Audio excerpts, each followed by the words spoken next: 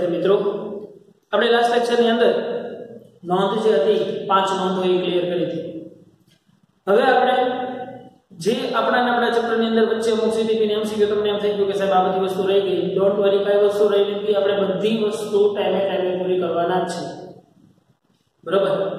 સો આજના લેક્ચરની અંદર આપણે ચર્ચા કરવાના છે જે આપણે ઉષ્મીય પ્રસરણ સમજી ગયા હતા કે લંબાઈના વધારા સાથે ઉષ્મામાં શું ફેરફાર થાય છે, તાપમાનમાં વધારો કરવામાં આવે તો લંબાઈમાં શું વધારો થાય છે, ક્ષેત્રફળમાં શું વધારો થાય છે અને કદમાં શું થતો ફેરફાર છે. એ બધી વસ્તુ જે છે એને જ આપણે ડિટેલની અંદર અમુક એમસીક્યુ અને સીટીપી ના દાખલાઓ છે એ આપણે કરવાના છે. બહુ ઈઝી દાખલાઓ છે, શાંતિથી સમજશો તો સમજાય જાય એવો છે. આજનો વિડિયો લેક્ચર છે એ ટાઈમના થોડાક અભાવના કારણે થોડો મે બી કદાચ શોર્ટ બને, બટ આપણે સારા દાખલાઓ છે વ્યવસ્થિત ગણવાના છે. તો જોઈએ ઉદાહરણ નંબર 20. શું કહે છે કે આકૃતિમાં એક સરખી જાડાઈ ધરાવતી એક જ દ્રવ્યની બનેલી 4 લંબચોરસ પ્લેટ દર્શાવેલી છે. 1 2 3 and 4. જો તેમના તાપમાન T થી વધારીને T + ડેલ્ટા T કરવામાં, મતલબ પહેલા બધાનું તાપમાન T હતું, હવે એનું તાપમાન T + ડેલ્ટા T, મતલબ એના તાપમાનમાં ડેલ્ટા T જેટલો વધારો કરવામાં આવે છે, તો A તેમની ઊંચાઈમાં થતો વધારો અને B તેમના ક્ષેત્રફળમાં થતા વધારાને ઉતરતા ક્રમમાં ગોઠવો. સૌથી પહેલા તો તાપમાન વધારવાથી લંબાઈ સાથે શું ફેર પડે છે એ જોઈ લઈએ. તો કે ભાઈ એક વસ્તુ આપણને યાદ હોવી જોઈએ કે લંબાઈમાં થતો વધારો delta L = alpha L delta T થાય. જ્યાં આલ્ફા છે એનો શું કહેવામાં આવે છે, એનો રેખીય પ્રસરણાંક. યાદ આવે કે નહીં? તો એવી જ રીતે ક્ષેત્રફળમાં થતો ફેરફાર, તો કે આલ્ફા છે એનું છે રેખીય પ્રસરણાંક છે, યાદ કરો રેખીય પ્રસરણાંક. અને આ પ્રસરણાંકનું મૂલ્ય પદાર્થની જાડ પર આધાર રાખશે અને બીજું શું, તાપમાનનો ખૂબ મોટો ફેરફાર હોય તો. ઓલરાઈટ. પછી ક્ષેત્રફળમાં થતો ફેરફાર જોતો હોય તો કે delta A = 2 alpha A delta T થશે. આપણે ત્યારે ચર્ચા કરી ગયા હતા કેમ કે લંબાઈમાં થતો વધારો એ કોઈ એક રેખીય છે, એક રેખાસ્થ છે. જ્યારે ક્ષેત્રફળમાં વધારો થાય એનો મતલબ શું થાય કે લંબાઈમાં વધારો થયો અને પહોળાઈમાં વધારો થયો, તો ત્યાં રેખીય પ્રસરણાંક કેટલો થઈ જશે, બમણો થઈ જશે. ઓકે. અને એની પછી આપણે કદમાં થતો ફેરફાર delta V = 3 alpha delta T, sorry 3 alpha V * delta T જેટલું, અથવા તો આપણે આ નામે કહેતા હતા delta V = gamma V delta T, જ્યાં ગામાને આપણે શું કહેતા હતા, એનો કદ પ્રસરણાંક કીધું કે નહીં. તો આ આટલી વસ્તુની ડિટેલ છે એ આપણને ખૂબ સારી રીતે હવે ખબર છે.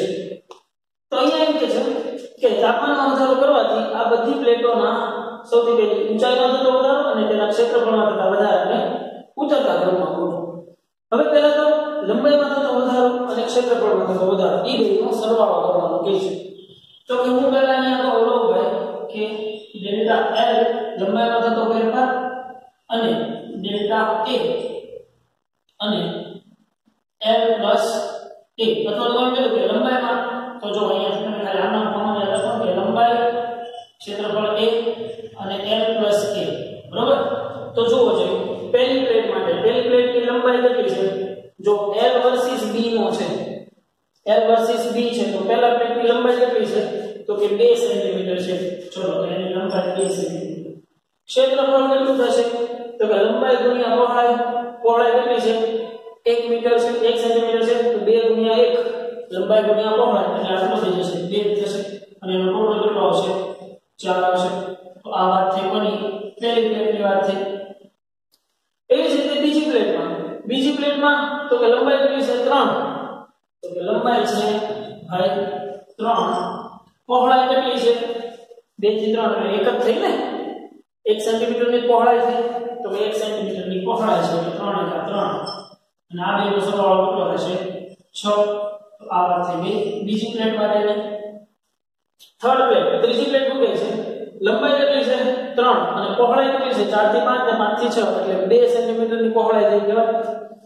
તો જુઓ છો લંબાઈ છે 3 અને પહોળાઈ કેટલી છે 2 સેન્ટીમીટર 3 દુને 6 તો 3 6 ને 3 9 તો આ થઈ ગયું ત્રીજી પ્લેટ માટે સેમ એઝ યુઝ્યુઅલ ચોથી પ્લેટ માટે તો કે ચોથી પ્લેટ માટે 1 સેન્ટીમીટર લંબાઈ અને 2 સેન્ટીમીટર પહોળાઈ 1 સેન્ટીમીટર લંબાઈ અને 2 સેન્ટીમીટર પહોળાઈ એટલે 2 એકા 2 એટલે કેટલા થઈ જશે 3 આ વાત થઈ ચોથી પ્લેટ માટે હવે તમને અહીંયા એમ કહે છે કે ઉતરતા ક્રમમાં ગોઠવો તો ઉતરતા ક્રમમાં મતલબ સૌથી વધારે પોઈન્ટ કઈ પ્લેટ છે ત્રીજી પછી બીજી પછી પહેલી અને પછી ચોથી તો જુઓ જોઈએ 3 2 1 4 3 2 1 4 3 2 1 4 ઉતરતા ક્રમમાં મૂકી દીધું સિમ્પલ કે નહીં બહુ ઈઝીલી દાખલાઓ છે આની જેવા જ ઘણા બધા દાખલાઓ જે છે એ આગળ છે સેમ આ ટાઈપના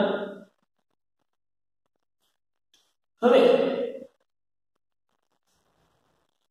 એની જેવો તે સીટીપી માં સીટીપી નંબર 34 સેમ એની જેવો છે હું ઝડપથી અહીંયા તમને અહીંયા રફલી ગણાવી દઉં તો ચાલે ને એટલે હવે તમારે રીતનું ગણતરી કરતો જવાની છે કે આકૃતિમાં એક સરખી જાડાઈ ધરાવતી એક જ દ્રવ્યની બનેલી 4 લંબચોરસ પ્લેટ દર્શાવેલી છે જો તેમનું તાપમાન T થી વધારીને T + ડેલ્ટા T કરવામાં આવે તો તેની ઊંચાઈમાં થતો વધારો v અને તેના ક્ષેત્રફળમાં થતો વધારો ચડતા ક્રમમાં ગોઠવો એનાથી થોડું ઉલટું થશે તો અહીંયા વસ્તુ ઝડપથી કહો તમે અહીંયા આલેખની અંદર નજર રાખશો હું અહીંયા ઝડપથી કરતો જાઉં L A અને L + A તો પહેલી પ્લેટ માટે L કેટલી આવશે 2 A કેટલી આવશે 1 સોરી B1 એટલે આટલું થશે 2 4 થઈ ગયું કઈ પ્લેટ માટે પહેલી પ્લેટ માટે બીજી પ્લેટ માટે શું છે લંબાઈ 3 પહોળાઈ 1 એટલે 3 એકા 3 એટલે આટલું થઈ જાય 3 ને 3 6 બીજી પ્લેટ માટે ત્રીજી પ્લેટ માટે સેમ એની જ વસ્તુ કેટલું થઈ જશે લંબાઈ કેટલી છે 3 પહોળાઈ કેટલી છે 2 એટલે 3 દુને 6 એટલે કેટલા થઈ ગયા 9 ત્રીજી પ્લેટ માટે ચોથી પ્લેટ માટે લંબાઈ 1 પહોળાઈ 2 એકા 2 એટલે કેટલા થઈ ગયા 3 અને આ વસ્તુ તમને ચોથી પણ અહીંયા તમને કીધું છે હું ચડતા ક્રમમાં કીધું છે તો ભાઈ ચડતા ક્રમમાં જ્યારે તમને વાત કીધી હોય તો ચડતા ક્રમમાં પહેલા સૌથી નાનું આવે પહેલા સૌથી નાનું શું છે 4 છે 4 નંબરની પ્લેટ કે જેનો સરવાળો કેટલો છે 3 છે 4 1 2 3 4 1 2 3 4 1 2 3 4 1 2 3 તો આન્સર શું આવશે આન્સર સી ક્લિયર કે નહીં વેરી સિમ્પલ વસ્તુ છે બહુ ઈઝીલી આરામથી સમજી શકાય એવી વસ્તુ છે યસ ઓર નોટ તો વધીએ એનાથી આગળ છે તો સીટીપી નંબર 35 સેમ એના જેવો છે તો થોડી અલગ વાત છે કે એક સરખી જાડાઈ ધરાવતી એક જ દ્રવ્યની બનેલી 4 લંબચોરસ પ્લેટ દર્શાવેલી છે જો તેમના તાપમાન T થી વધારીને T + ડેલ્ટા T કરવામાં આવે તો એ ઊંચાઈમાં થતો વધારો b અને ક્ષેત્રફળમાં થતા વધારાને ઉત્તરતા ક્રમમાં કીધું છે ઉત્તરતા ક્રમમાં હાયર ટુ લોઅર મુક્તા જઈએ આનું ઝડપથી તો કે જો ભાઈ લંબાઈ 2 આ 1 એટલે 2 એકા 2 એટલે કેટલું થઈ જશે આ 1 છે આ 2 છે એટલે આમ કરતા જાવ ને લંબાઈ 2 પ્લસ 2 એકા 2 એટલે આટલું થઈ ગયું 4 થઈ ગયું એવી જ રીતે આની લંબાઈ કેટલી છે 3 તો 3 પ્લસ પહોળાઈ કેટલી છે 2 એટલે 3 દુને 6 એટલે કેટલું થઈ ગયું 9 થઈ ગયું એની જેમ જ ત્રીજી પ્લેટમાં શું છે લંબાઈ 3 પહોળાઈ 1 એટલે 3 + 3 કેટલી થઈ ગઈ 6 થઈ ગઈ એવી જ રીતે ચોથી પ્લેટમાં લંબાઈ કેટલી 1 પ્લસ 2 પહોળાઈ એટલે 2 એકા 2 કેટલું થઈ જશે 3 ઉતરતા ક્રમમાં કીધું છે તો હાઈએસ્ટ કેટલું છે 2 3 1 4 હશે કે નહીં સૌથી વધારે કોણ છે 9 6 4 3 તો એનો મતલબ શું થાય 2 3 1 4 2 3 1 4 2 3 1 4 ઉતરતા ક્રમમાં દર્શાવી દેવાય બહુ ઈઝીલી છે અને આરામથી સમજી શકાય એવી વસ્તુ છે છોકરાઓ હવે એની જેવો તે સીટીપી નંબર 36 જે છે ઈ તમારે જાતે કરવાનો છે સેમ ટુ સેમ છે સીટીપી નંબર 36 છે ઈ પણ તમારે જાતે કરવાનો છે હોમવર્કની અંદર થઈ જાય એવું છે હવે તો કેટલી વસ્તુ ગણતરી કરી આવડી જાય ને કે નહીં ઓકે હવે આવે દાખલા નંબર 15 ઉપર ઉદાહરણ નંબર 15 બહુ કેરફુલી અને ધ્યાનથી સમજવા જેવી વસ્તુ છે કે સાબિત કરો કે અચળ દબાણે અત્યારે કઈ વસ્તુ અહીંયા નોંધી લેવાય હું અચળ રાખવાનું કીધું છે દબાણ અચળ રાખવાનું કીધું છે તો કે ભાઈ દબાણ P અચળ દબાણ પ્રેશર P અચળ તાપમાનના વધારા સાથે આદર્શ વાયુનો કદ પ્રસરણાંક ઘટે છે મતલબ તાપમાન વધે તાપમાન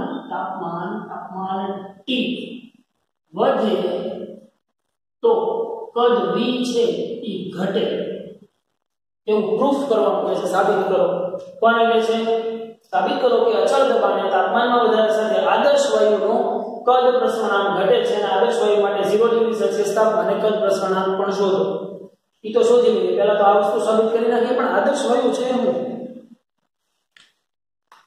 આદર્શ વાયુ એક ખૂબ મોટો જબર ફાંકો છે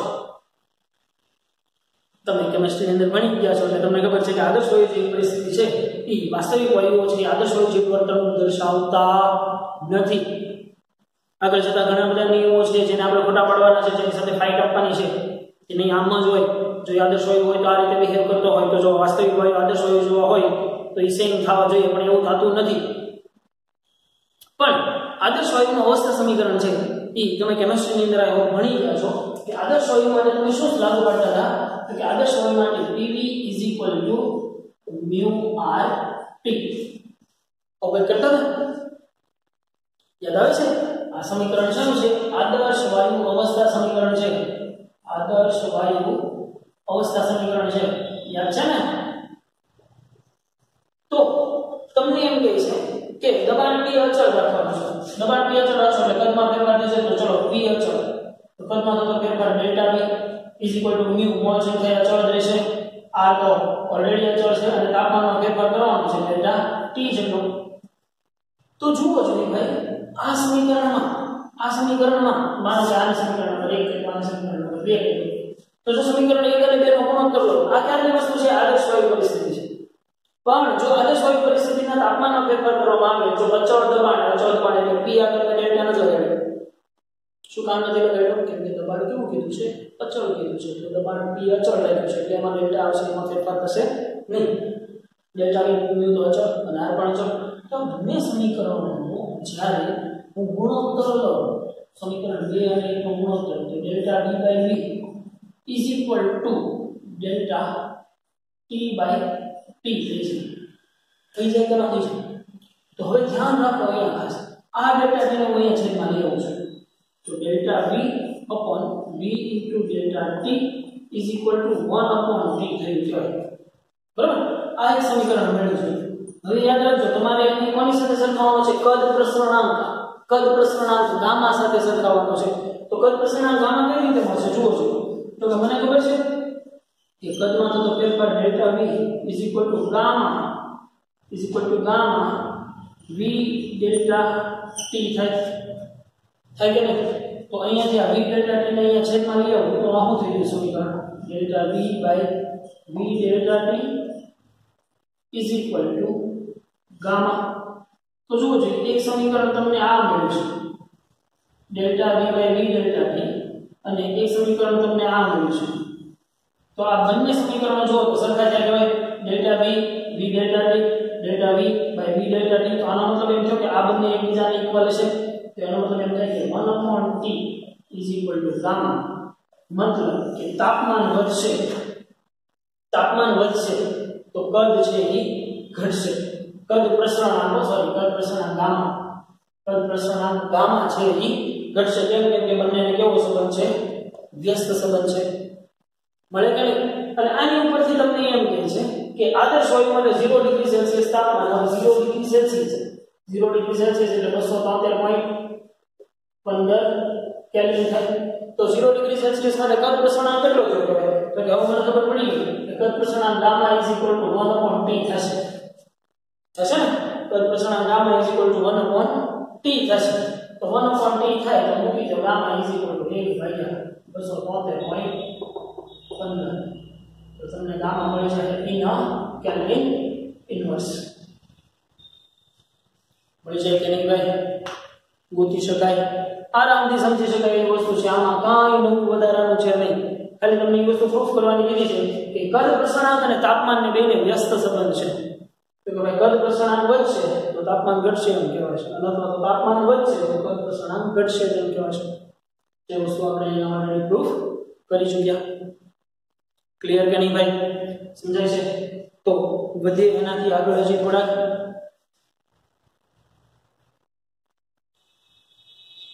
હવે આ ઉદાહરણ છે ને એ બહુ ઇન્ટરેસ્ટિંગ છે. આને ખૂબ સરખી રીતે સમજી લેવું, કેમ કે આ ઘણા બધા એમસીક્યુ દાખલાઓ જે છે એ આપણે પાછા આગળ ભણવાના છે. એક ગરમ દિવસે અમદાવાદથી એક ટ્રક વાળો 37,000 લીટર ડીઝલ ભરે છે. જે એ ડીઝલ ભરે છે એ ડીઝલનું કદ કેટલું છે? તો કે એ ડીઝલનું કદ છે ને એ 37,000 લીટર છે.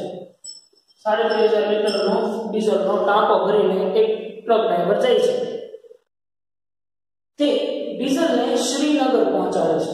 અમદાવાદથી શ્રીનગર, અહીંયાથી અહીંયા માથા સુધી પહોંચાડે છે. જ્યાંનું તાપમાન અમદાવાદના તાપમાન કરતા 23 કેલ્વિન નીચું છે.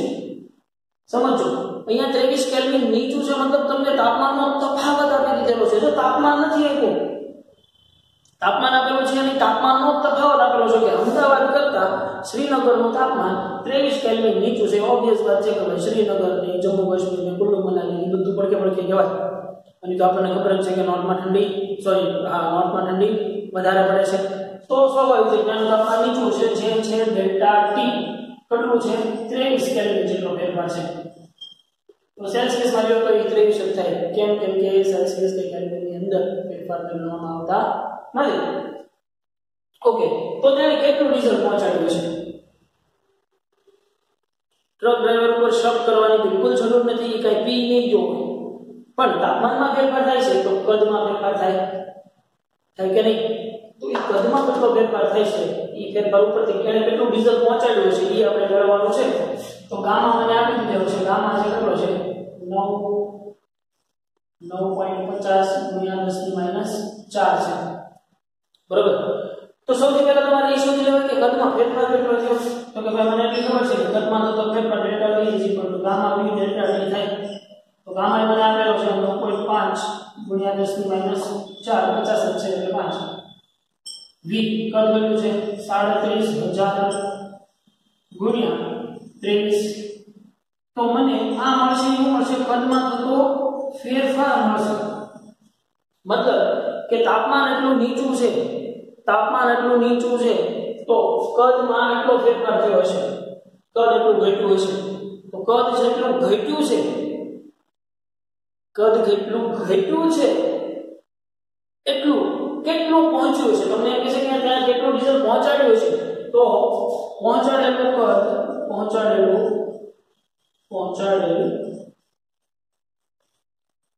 ડીઝલનું કદ V પ્રાઇમ.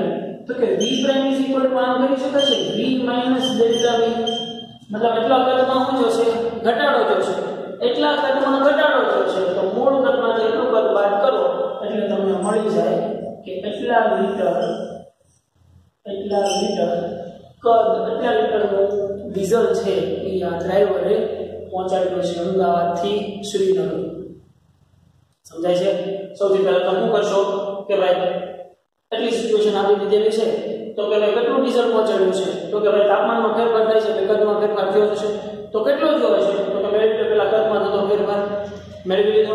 પછી કેટલું પહોંચાડ્યું છે એ પૂછે છે. તો મૂળ એટલું હતું એમાં જેટલો ફેરફાર થયો તો હજી કેટલું પહોંચાડ્યું પછી. બટ ધેટ ડઝન્ટ મીન કે આપણે એ ભાઈ ઉપર શોખ ન કરાય કે ડીઝલ એને વેચી દીધું હોય છે કે પી ગયો હોય છે. બરોબર, એવું કાંઈ થયું નહીં હોય. તાપમાનના ફેરફારના કારણે કદમાં ફેરફાર થશે અને એના કારણે ડીઝલના ફેરફાર જોવા મળશે. એટલા માટે જ તમને ખબર હોય તો હજી તો અહીંયા આપણા માટે ઓછી વસ્તુ છે. જો તમે બહુ બધું જાણતા હો તો તમને ખ્યાલ હોય કે જ્યારે આપણે પેટ્રોલ ડીઝલ છે એ બહારના દેશોમાંથી મંગાવીએ છીએ ત્યારે એના રેટિંગ અમુક પર્સન્ટેજ ઉપર નીચે થતા હોય છે. એનું રીઝન શું હોય છે કે ભાઈ ત્યાંથી લાવવા અને અહીંયાથી લાવો છો એ પ્રમાણે તાપમાનના ફેરફારના કારણે અહીંયા કદ આવ્યું છે, એના કરતાં અહીંયા કદ ઓછું હોય કે વધુ હોય છે. જો ઓછું હોય છે તો આપણે ભાવ ઓટોમેટિક વધશે અને જો વધુ હોય છે તો ત્યાં ભાવ ઓટોમેટિક ઘટશે. બરાબર? એટલે આ બધી ઇકોનોમિકલ સિસ્ટમ્સ છે જેની અંદર વિચાર આપણે બિલકુલ નથી પડવું. તો આની જેવા ઘણા બધા દાખલાઓ છે એ પણ જોઈ લઈએ. તો સીડીપી નંબર 32 સીડીપી નંબર 32 શું કહે છે કે એક ગરમ દિવસે અમદાવાદથી એક ટ્રક વાળો 37000 લીટર ડીઝલ ભરે છે. આ ડીઝલને શ્રીનગર પહોંચાડે છે જ્યાંના તાપમાનમાં અમદાવાદ કરતા 25 કેલ્વિન જેટલું નીચું છે. અહીંયા 23 કેલ્વિન હતું, એની જગ્યાએ અહીંયા તમારે લેવાનું છે 25 કેલ્વિન લેવાનું છે. તો તેને કેટલું ડીઝલ પહોંચાડ્યું હશે? કેટલું ડીઝલ પહોંચાડ્યું હશે? સેમ આ જ પ્રમાણેની ગણતરી કરતી જવાની છે. આવડી જાય કે નહીં ભાઈ? બહુ ઈઝી વસ્તુ છે. સૌથી પહેલા 37000 છે, 23 કેલ્વિન ની જગ્યાએ 25 કેલ્વિન છે. તો પહેલા એ વિચારો કે ભાઈ તાપમાનના કારણે ડીઝલના કદમાં કેટલો ફેરફાર થયો. કદમાં કેટલો ફેરફાર મળી જશે. તો કદમાં આટલો ફેરફાર એટલા લીટરનો ફેરફાર થાય છે. તો મૂળ કદ એટલું હતું, એમાંથી ફેરફાર થયેલો કદ બાદ કરો તો કેટલું કદ છે એ મળ્યું કહેવાય. ક્લિયર કે નહીં ભાઈ? રાઈટ. તો બધી આગળ નથી. સીટીપી નંબર 33 પણ સેમ ટુ સેમ એના જેવો છે કે એક ગરમ દિવસે અમદાવાદથી એક ડ્રાઈવર 37000 લીટર ડીઝલ ભરે છે. તે ડીઝલને શ્રીનગર પહોંચાડે છે જ્યાં તાપમાન અમદાવાદના તાપમાન કરતા 29 કેલ્વિન નીચું છે. તો તેને કેટલું ડીઝલ પહોંચાડ્યું હશે? 23 ની બદલે 29 કેલ્વિનનો ફેરફાર હોય તો કેટલું ડીઝલ પહોંચે? ખાલી ત્રણ દાખલામાં ખાલી તાપમાન ભરે છે. એકમાં 23 કેલ્વિનનો ફેરફાર છે, એકમાં 25 કેલ્વિનનો ફેરફાર છે, એકમાં 29 કેલ્વિનનો ફેરફાર છે. ગણી શકાય કે નહીં? આરામથી યસ ઓર નો? તું ક્યાંથી સાંભળવાનો છો? કાં તમે યસ કે નો કે કહો. બટ આઈ હોપ કે ગણી શકાશે. It's a very easy thing. એની પછી આગળ વધીએ તો સીટીપી નંબર 27. હવે આ દાખલાને પણ સમજો કે ભાઈ 27 ડિગ્રી સેલ્સિયસ તાપમાને સ્ટીલના એક ગોળાનો વ્યાસ 6 સેન્ટીમીટરનો છે. 27 ડિગ્રી સેલ્સિયસ તાપમાને એક સ્ટીલનો ગોળો તમને આપી દીધેલો છે અને આ ગોળાના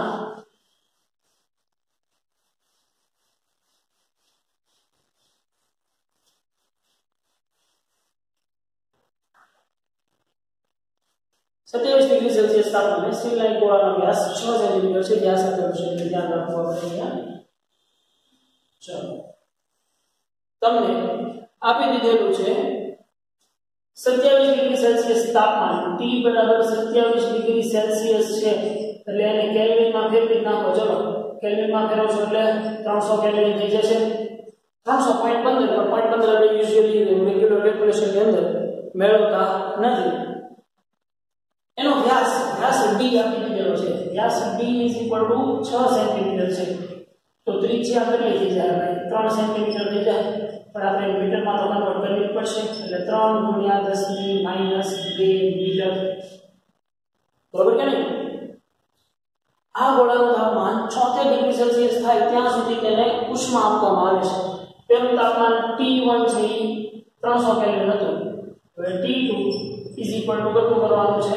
76 ડિગ્રી સેલ્સિયસ. 76 ડિગ્રી સેલ્સિયસ તાપમાન કરવામાં આવે તો તેના કદમાં કેટલો વધારો થશે? કદમાં થતો વધારો મતલબ ડેલ્ટા V કેટલું થશે એ પૂછે છે તમને. પણ આપી દીધેલું છે રેખીય પ્રસરણાંક. જો આલ્ફા આપેલો છે, આલ્ફા કેટલો છે? તો કે 24 × 10⁻6 પ્રતિ ડિગ્રી સેલ્સિયસ છે. પ્રતિ ડિગ્રી સેલ્સિયસ છે એટલે કેલ્વિનમાં ફેરવવાની કાંઈ આપણે જરૂર રહેશે નહીં. પણ ફેરવી નાખો તો વાંધો નહીં કે તફાવત છે એટલે એનો જ લેવાનો છે. ઓલરાઈટ, કદમાં કેટલો વધારો થશે? તો પહેલા પ્રથમ તો મને ખબર છે કે કદમાં તો વધારો delta V = gamma V delta T થાય કે ન થાય? પણ એ વસ્તુ પણ આપણને ખબર છે. મને આલ્ફા આપેલો છે, ગામા નથી આપેલો. તો યસ, આપણને ખબર હોવી જોઈએ કે ગામા = 3 આલ્ફા થાય કે નહીં? આલ્ફા છે એ રેખીય પ્રસરણાંક છે, ગામા છે એ કદ પ્રસરણાંક છે. કદની અંદર 3 ડિરેક્શનની અંદર પ્રસરણ થાય છે અને લંબાઈમાં થતો વધારો છે એ રેખીય પ્રસરણાંક કહેવામાં આવે છે. એટલા માટે ડેલ્ટા V = થઈ જશે 3 આલ્ફા V ડેલ્ટા T. તમને એમ થાય કે હવે V કદ ક્યાંથી કાઢવું? તો કે ગોળાનું કદ કીધું, અહીંયા ગોળો કીધો છે. જોવો તો ગોળાનું કદ કેટલું હોય ભાઈ? તો આપણને યાદ હોવું જોઈએ, આ 10મા ધોરણમાં ભણી ગયા તો કે ભાઈ એક નક્કર ગોળાનું કદ v બરાબર 4/3 pi r ક્યુબ થાય કે ન થાય? શું થશે? ગોળાનો કદ v બરાબર 4/3 pi r ક્યુબ થાય. તો મૂકી દો આના સમીકરણમાં કેવું તો કે ડેલ્ટા v કદમાં થતો ફેરફાર 3 આલ્ફા v ની જગ્યાએ હું મૂકું 4/3 pi r cube into delta t. તો ત્રણ તો કેન્સલ થઈ જશે. તો delta v is equal to alpha 4 pi r ઘન delta t એટલે t2 minus t1. જો તમારી પાસે બધી જ વસ્તુ તમને ઓલરેડી આપી ચૂકેલ છે. આલ્ફા તમને ખબર છે 24 × 10 ની -6, 4 એટલે 4, pi એટલે 3/14, r એટલે કેટલા છે 3 × 10 ની -2 ખાસ મીટરમાં મેન્શન કરવું આ ક્યુબ. અને તો અહીંયા જે તમને આન્સર આવશે ને એ પણ મીટર ઘનમાં આવશે. જો તમે આને સેન્ટીમીટરમાં રહેવા દેશો ને તો તમારી સેન્ટીમીટર ઘનમાં આવશે. બરાબર? મને નથી ખબર તમારે આમાં આન્સર શેમાં આપેલો છે પણ જો સેન્ટીમીટરમાં રહ્યો તો સેન્ટીમીટર ઘનમાં ફેરફાર દેખાશે. અને જો તમે મીટરમાં કન્વર્ટ કરીને કરો તો મીટર ઘનમાં થતો ફેરફાર જોવા મળશે. બરાબર? અને t2 કેટલું આપેલું છે 76 છે અને t1 છે 27 છે. 76 - 27 કરો એટલે તમને t2 - t1 મળે છે. મૂકી દેશો કે નહીં ભાઈ? કેલ્ક્યુલેશન થઈ જશે બહુ ઈઝી રીતે કે નહીં? તો આનો આન્સર જે છે એ તમને સેન્ટીમીટર ઘનમાં આપેલો છે. તો આપણે આને મીટરમાં ન ફેરવો પણ સેન્ટીમીટરમાં રાખજો, વાંધો નહીં, કોઈ ચિંતા નથી. બરાબર? 3 ના 3 જ રાખજો એટલે અહીંયા જે તમને આન્સર મળી જાય ડેલ્ટા v જે મળશે એ મળશે તમને ઇન સેન્ટીમીટર ક્યુબ. થાય ને મીટર ઘન કે સેન્ટીમીટર ઘન કદમાં થતો ફેરફાર હતો કદનો એકમ છે. ખ્યાલ છે કે નહીં આપણે બધાને? બહુ સારી રીતે આઈ હોપ. તો હજી આની પછી આના આજ કોન્સેપ્ટને રિલેટેડ ઘણા બધા એમસીક્યુ છે. બરાબર? જેનો અભ્યાસ આપણે નેક્સ્ટ લેક્ચરની અંદર કરવાના છીએ. આજના લેક્ચરની અંદર જેટલા એમસીક્યુઓ ગણાવ્યા, જેટલા જાતે ગણવાના કીધા એ બધા જ હોમવર્કમાં વન ટાઈમ છે. બરાબર? કેમ કે મારી પાસે ઓલરેડી પીપીટી ઈ સ્વરૂપમાં મારી સિક્વન્સમાં બનેલી હોય એટલે કદાચ તમને હોમવર્ક લિસ્ટ ન મળે. પણ એ વસ્તુ સાથે સાથે આપણે ગણતા હોઈએ, નોંધતા હોઈએ તો હારવાર નોંધતું જવાનું કે સીટીપી નોટ લાવો કે લેવલ 2 નોટ લાવો, આ નોટ લાવો. બરાબર? જેથી કરીને આપણું ફોકસ એ વધે એ બને. બરાબર? એટલે તો આજના લેક્ચરની અંદર જે કંઈ ચલાવેલું છે એ હોમવર્કની અંદર વન ટાઈમ રહેશે. જે દાખલાઓ જાતે ગણવાના કીધા છે એને જાતે બુક બંધ રાખીને જ પ્રેક્ટિસ કરવાના છે. બરાબર? Please do not cheat yourself. બરાબર? આપણે આપણી જાતને છેતરવાની નથી, ઉતારા પટ્ટી કરવાની નથી, જાતે ગણવાના છે. એક વખત આખો લેક્ચર શાંતિથી જોયો અને પછી જાતે એમસીક્યુ ગણવા બેસવાના છે. રાઈટ? તો આજના લેક્ચરની અંદર રાખીએ એટલું. મળીએ નેક્સ્ટ લેક્ચરથી.